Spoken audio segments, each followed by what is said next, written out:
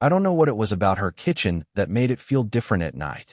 Maybe the warm light from the small lamp over the sink, or the faint smell of cinnamon that never really went away. It didn't smell like my place.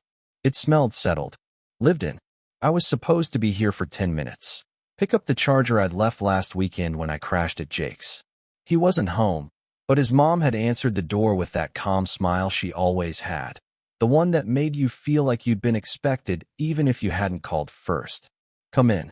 I think it's in the living room, she'd said, stepping aside. Her voice was soft, like she was afraid to wake someone. She didn't look like someone in her mid-40s should look. Not to me, anyway. There was something about the way she carried herself, like she'd been through enough to stop caring about impressing anyone, and somehow that was more magnetic than any girl my age who tried too hard. Her hair was a little messy, tied back like she'd done it without thinking. She had a sweater on, sleeves pushed up, a mug in her hand. I followed her into the kitchen while she checked her phone. "It's cold out," she said without looking up. "Want some tea before you go?" It wasn't really a question. She was already filling the kettle. I should have said no. My ride home was 20 minutes away, and I had nothing to do here, but I just sat down at the table, watching her move around like she'd been doing it for years. She asked about school, work, not rapid-fire questions, just letting me talk, like she actually wanted to know. And I noticed things I hadn't before, how her eyes held mine a second longer than necessary, how her hands lingered on the edge of the counter when she stopped moving. There was a silence at one point. Not awkward exactly, just too quiet. I heard the faint ticking of the clock on the wall, the kettle beginning to hum. She looked at me then, over the rim of her mug. "You've changed," she said. I laughed a little, unsure. "Since when?" "Since the first time you came here. You used to keep your head down more." She took a slow sip. "Now you look people in the eye." I didn't know how to answer that. Her words weren't flirty, not exactly, but the way she said them made me feel like she was looking right past my face into something else. We talked more, about nothing, really, but the space between her and me felt smaller than it was. She set my tea in front of me, her fingers brushing mine in a way that didn't feel like an accident. At one point, I noticed she hadn't once checked the time. My phone buzzed in my pocket, probably my ride, but I didn't move to get it. Outside, the wind picked up, rattling the window a little. She glanced toward it, then back at me. "You know," she said quietly, "it's getting late. Roads aren't great when it's this cold." I started to answer, but she interrupted, almost under her breath, like she was still deciding whether to say it. "Tonight, you're staying here." Her eyes stayed on mine, searching for something. And then, just as I opened my mouth, the sound of the front door unlocking echoed through the house. The sound of the front door unlocking froze both of us. For a second, I thought it might be Jake, but the footsteps that followed were too slow, too measured. A man's voice called her name. She didn't answer right away, just glanced toward the hallway, then back at me with a look I couldn't read. "It's fine," she said softly, almost to herself. "He's just leaving again."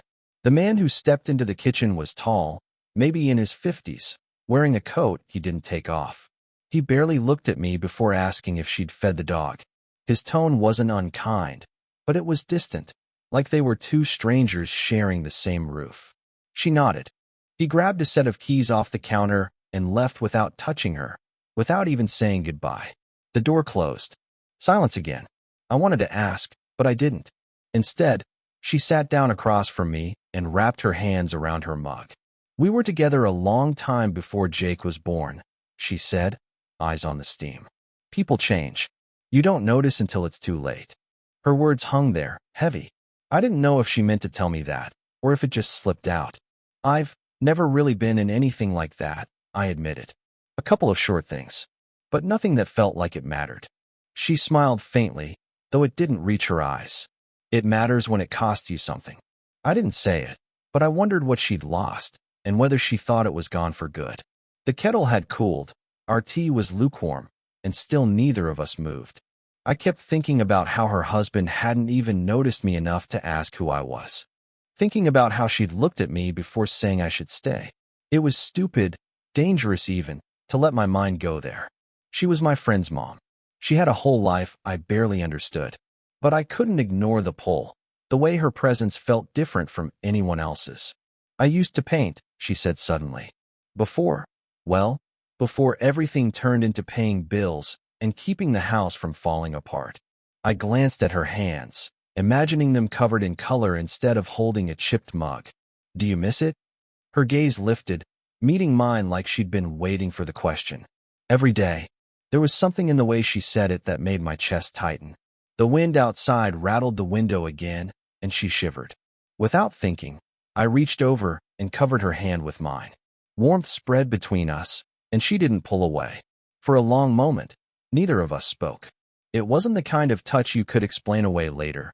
It was too still, too deliberate. She finally turned her palm upward, fingers curling slightly against mine, like she was memorizing the shape. And in that quiet kitchen, with the clock ticking in the background, I knew something had shifted. She was the first to move, slipping her hand from mine as if the contact had been accidental all along. You should get some rest, she said, standing to take our mugs to the sink. Her voice was steady, but I noticed the way she gripped the ceramic too tightly. I wanted to say something, anything, but the words stayed lodged in my throat. I followed her into the hallway, the air between us charged in a way that made the small space feel even smaller. She reached the bottom of the stairs, turned halfway toward me, and for a heartbeat, we just stood there.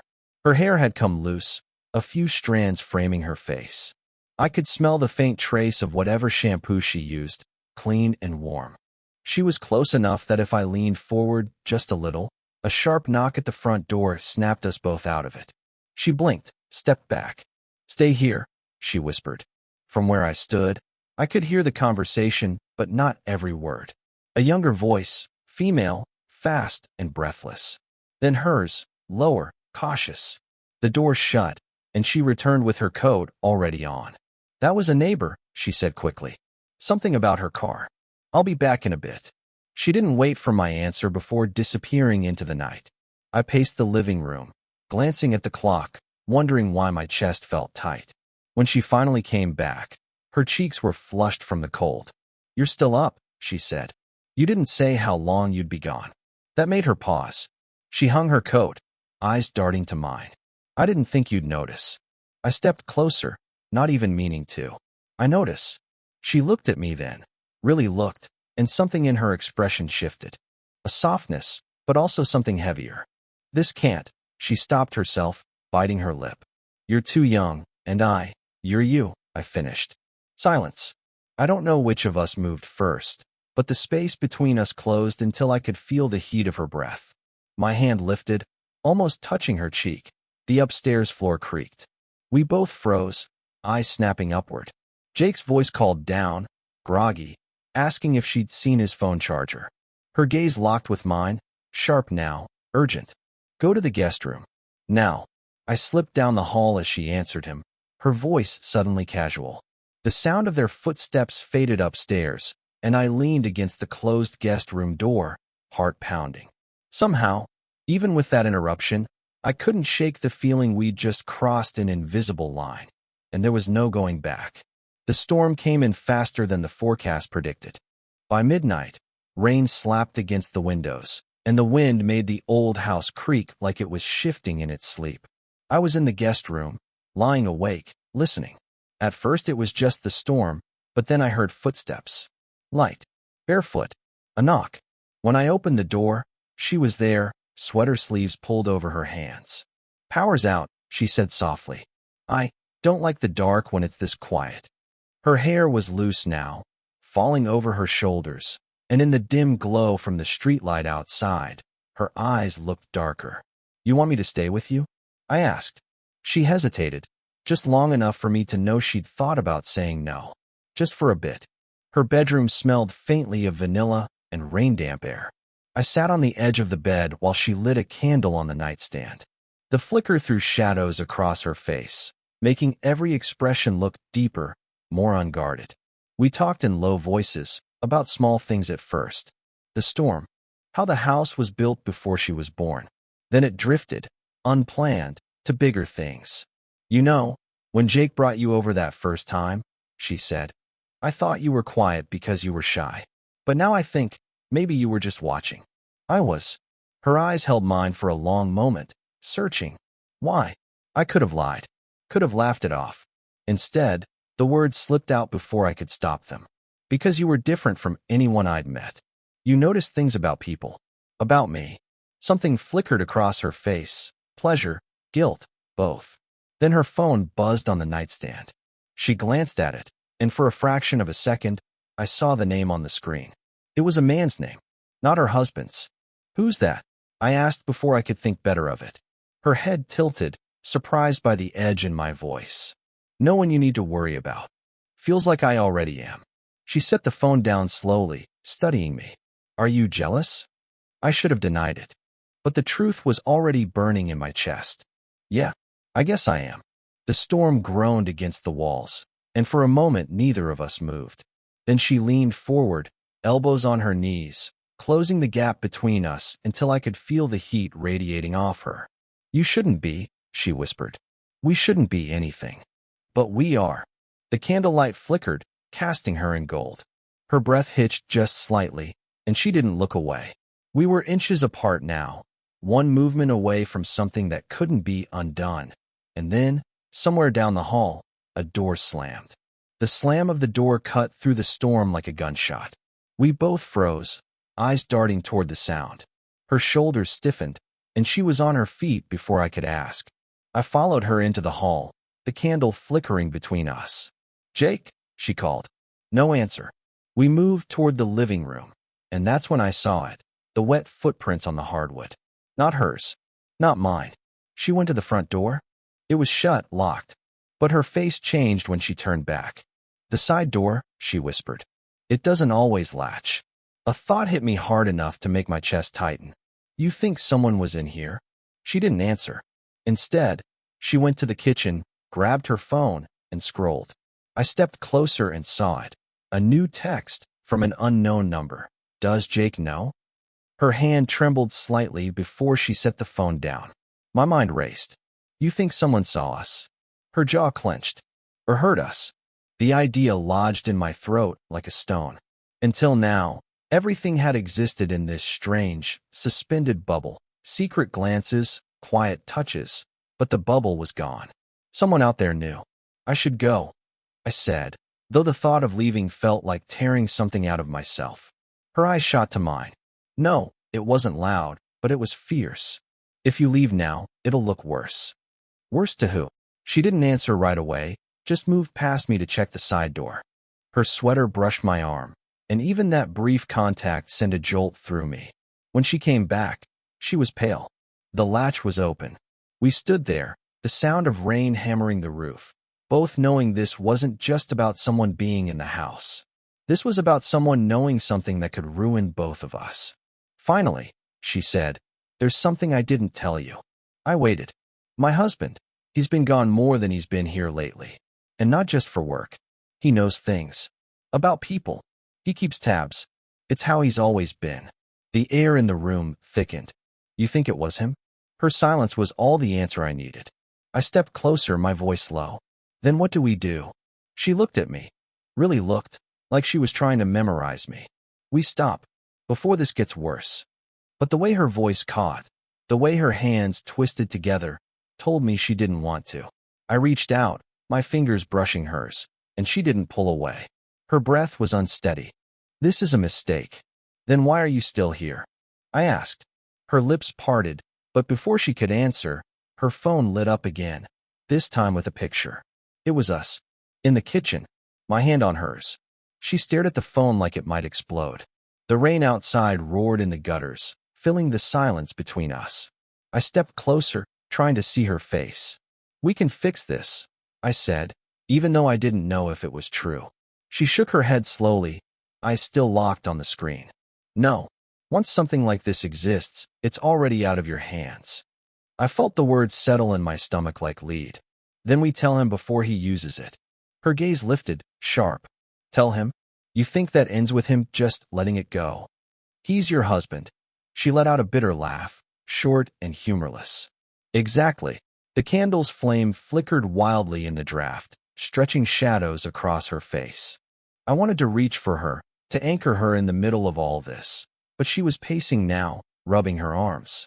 If I choose you, she said finally, I lose my son. He won't forgive me. Not for this. And I'm not ready to be the villain in his story. Her voice cracked on the last word, and that broke something in me. You won't lose him, I said, softer now. Not if you're honest. She stopped pacing, turned toward me, and I could see the war behind her eyes. Fear and want tangled together. You're so young. You still believe honesty fixes things. I swallowed, forcing myself not to look away. Then lie. Just don't lie to me. That seemed to hit her harder than anything else I'd said tonight. She stepped forward until we were almost chest to chest, her breath brushing my jaw. Tell me this, she whispered. If I asked you to walk away tonight, would you? I didn't answer right away. The truth sat heavy in my mouth. Not unless you told me you wanted me to. Her eyes searched mine for a long, unbearable moment. Then she exhaled, slow, shaky, and reached up to touch my face. It wasn't a kiss. Not yet. Just her palm against my cheek, her thumb brushing lightly under my eye, like she was memorizing the shape of me. I should tell you to go, she murmured. But you won't. Her lips curved in the smallest, saddest smile. No, I won't. We stood there in the candlelight, the storm raging outside, neither of us moving. Everything felt suspended, fragile, like the wrong breath could shatter it. Finally, she stepped back, not far, but enough. Stay tonight. We'll figure out the rest in the morning. Her voice was steady now, but I could hear the truth under it. Morning might not bring answers. But for now, in this house, in this storm, I wasn't letting go. The storm was gone by morning, leaving the house in that strange quiet after heavy rain. Lights spilled through the curtains, softer than I expected, like it was trying not to wake the place. I was already awake, lying on the couch where I'd ended up sometime after midnight. I didn't remember falling asleep, only the warmth of her voice saying, "We'll figure it out in the morning." When I heard footsteps in the kitchen, I sat up. She was there, hair still a little messy, wearing the same sweater from last night. She poured coffee into 2 mugs and slid one across the counter to me. We didn't talk right away. Finally, she said, "No new messages." She didn't have to explain. We both knew what she meant, the photo. The silence was almost worse than another text would have been. What if it's just sitting there? I asked. Her eyes met mine. Then it is. And we can't control it. I hated how calm she sounded. So that's it. We just wait. She set her mug down, coming to lean against the counter near me. We don't have to wait together. It took me a second to process that. You're asking me to leave. Her hand brushed mine on the counter. Light, almost not there. I'm asking you to give me space to protect the people I need to protect. That includes you. The words were meant to be kind, but they still felt like a door closing. You think this is just going to disappear? I asked quietly. No, she said. I think it'll live with us. Like all the other things we never say out loud. For a while, we just looked at each other. And in her eyes, I saw every moment from last night. The kitchen, the candlelight, the almost kiss, and I knew she saw them too. I thought about fighting her on it, about telling her I didn't care about the risk, but I could see it in her face. This was the choice she'd already made. So instead, I stepped closer, close enough to smell the faint vanilla in her hair. Then at least tell me I wasn't imagining it. Her lips curved, not quite a smile. You weren't. She pressed a kiss to my cheek. Barely there, but enough to burn into me. And then she stepped back. The sound of Jake's car pulling into the driveway broke whatever was left between us. She picked up her coffee, and I picked up my bag.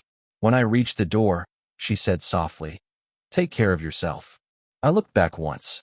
She was standing in the kitchen doorway, coffee in hand, watching me like she was trying to remember me exactly as I was in that moment. I left, not sure if I'd ever come back, but certain I'd carry the weight of last night for a long time.